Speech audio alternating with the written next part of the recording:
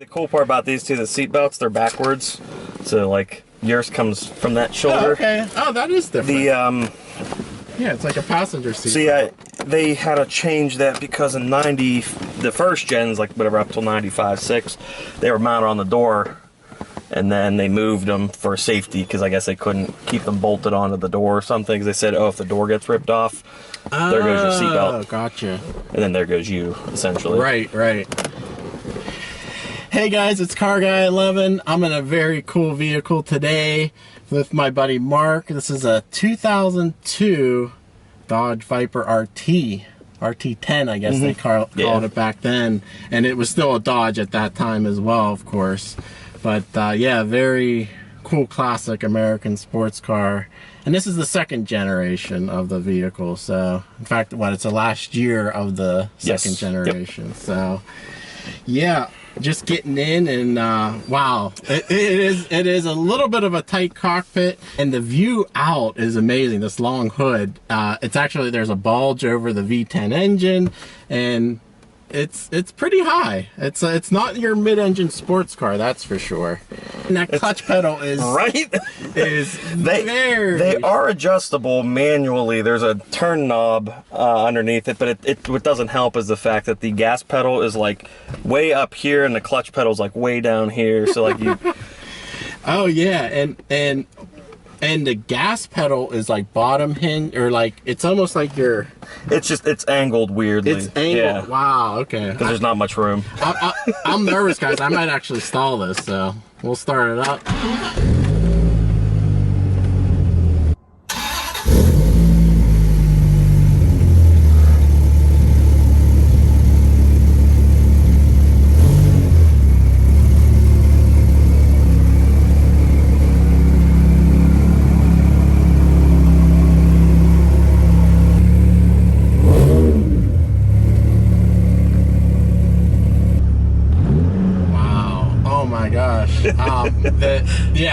My left leg is like fully extended, but and then your right one's like bent. So it's like, am I in the right seating position? This is going to be interesting. Let's see here.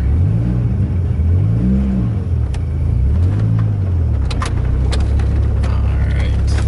Now this is a open top roadster, but it takes a bit of effort to get the top off, so we're not going to do that today.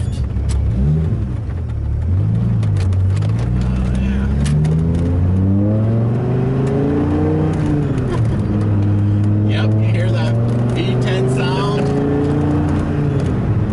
And it's not an exotic V10 sound, it's definitely a deeper tone. And this gen put the exhaust in the rear again, not on the sides.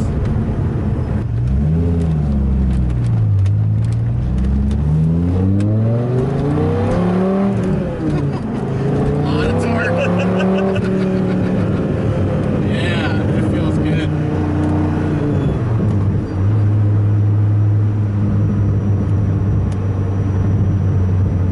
The steering is pretty tight. Hydraulic, of course, back then.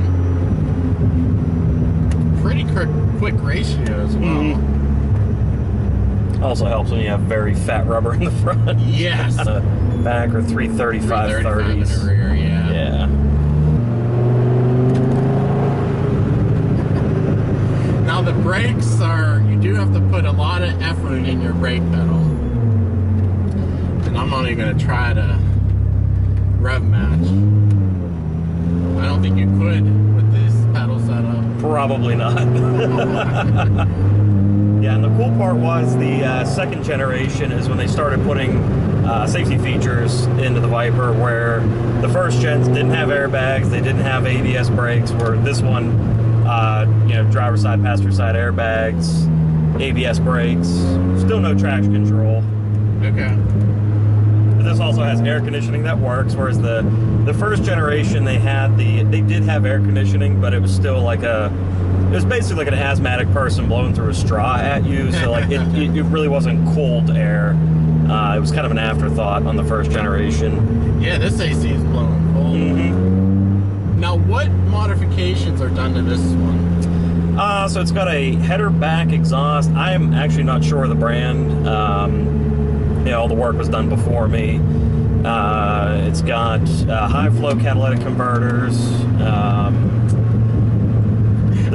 hear the pops. The pops, yeah.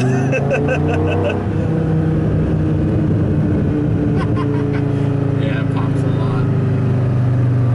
And then they gave me the handheld tuner, so I'm not sure who did the actual tune on it.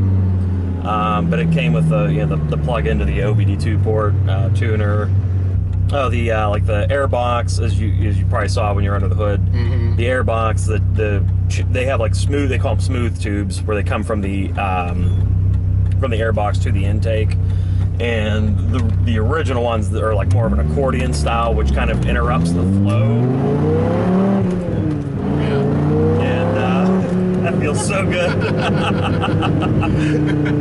So it came with 450 horsepower stock. Yep. And 490 pound-feet of torque, so it's probably a little higher than that with the tune. Yeah, when it was dynoed, I do have a very, very crappy flip phone quality video of it running on the dyno. It put out about 500 horsepower.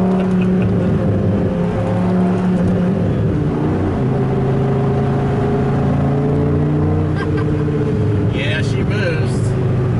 This is 2002, so you gotta take that in consideration how fast this car was back then. And I want to say the curb weight is around 3,000 pounds. Yeah, I think I looked it up. About 3,400 for I don't know all the options, if the coupe was lighter or the roadster was lighter, but yeah, very fun though. Love the sound. The handling is good. I mean, it's maybe not confidence inspiring as much as like the new cars are. I'm sure you get used to that.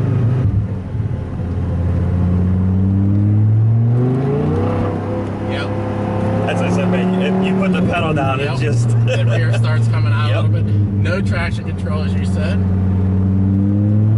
And that's where a lot of people that buy these vehicles, like when you see one that gets wrecked, it's usually because people don't know how to drive such a pure, just visceral vehicle like this. I mean, you can't really call it a muscle car. It's just because it's like a domestic exotic, you know? Right. It's a little rough. Some of the rougher pavement, but She doesn't run like a Cadillac. And the one other fun fact about this car is the way the gear ratios are. First gear, you can run first gear up to, what is it, like 62 miles an hour, I think, in first gear. yeah, very, very tall gear. Yeah. Which also helps when you're on the highway, like cruising down the turnpike 70 miles an hour. I think the tach is basically at 1,400 RPM. So you're basically at an idle at highway speeds. Right. It's the American fuel economy gear. Yeah. But this is an 8-liter. This is still 8-liter, Yep. this one? Yeah, 8-liter V10 pushrod. The interior is pretty neat. It's very vertical, but it has everything you need. Radio, has the climate controls, vents, cool gauges up here, all in white, the gauges. And that was more like a 90s, 2000 thing, the white face gauges. Yeah, Dodge was real big on that back in like, late 90s, early 2000s. And this red color, I'm sure, turns a lot of heads. Yep. Viper red. I wish the brakes felt a little more powerful. You do really have to push on them. But, that's the time period as well. Yeah, so you have quite a car collection, don't you? Yes, I have, and I still do. Yeah, I've since so I bought my first car it was April 17th, 2005. Still have that car, and since then I have bought 75 more. Wow. I currently own 8, I think. I don't know. You get to a point where you lose track. That's awesome. And this is what, your latest?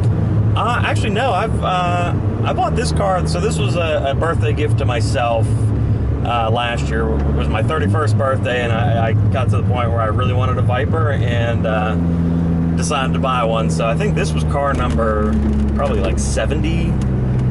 Wow. But this one's staying probably for a while, right? Yeah. I mean, it's one of those things. The only way I'd get rid of this Viper is to get a blue and white GTS.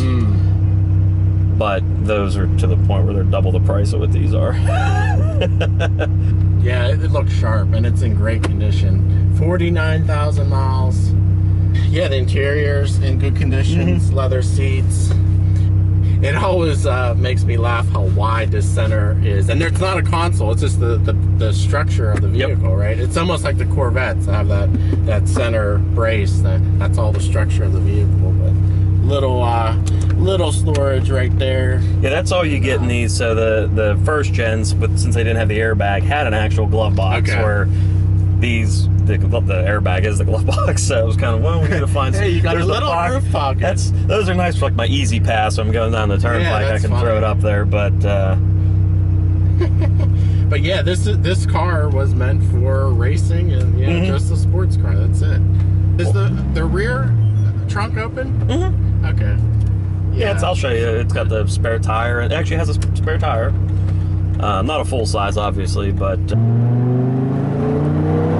yeah, it's just effortless power. This torque of this engine. You could actually, like if you were at a stoplight and put it in 6th gear, you could actually accelerate in 6th gear from a dead stop because of the torque. It's probably even more torque than the Corvettes. So I'm in 5th gear now, 1,500 RPM, and it still pulls. Okay, I'm getting used to the pedals a little more. It's funny, the pedals are shifted left. Yep. And you're almost tilted out, like you're. It's kind of funny, but I know on an extended trip, my right knee, I'll feel it for like 3 or 4 days. Like it's just a pain because it's just.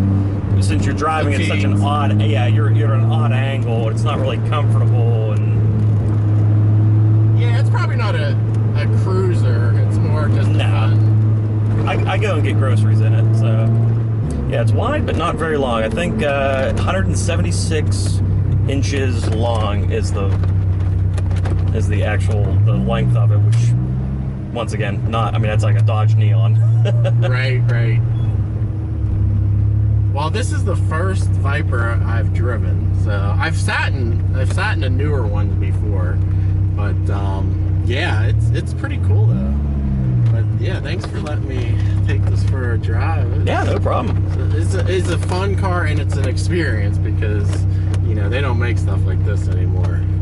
But yeah, really cool, and looking forward to see what else gets in your collection. He specializes in a lot of the old school 70s, 80s, 90s, 2000s. Weird is kind of what, Yeah, I had a fire truck. I mean, like, who else? And full size, not like a little one. I mean, I had a 1975 Ford C900 fire truck. It was 28 feet long. It had a 534 big block and a 5-speed manual with a splitter. So, oh, wow. Air brakes and everything.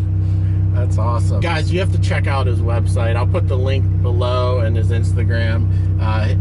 See his collection. It's constantly changing, but he has his sold vehicles and his current vehicles, so it's pretty cool. And actually, if you guys see something on there you want me to review, comment below as well, and we'll see if we can make it happen. All right, guys, thanks for watching this video. Thanks to Mark for the awesome vehicle review, and we'll see you guys in the next one.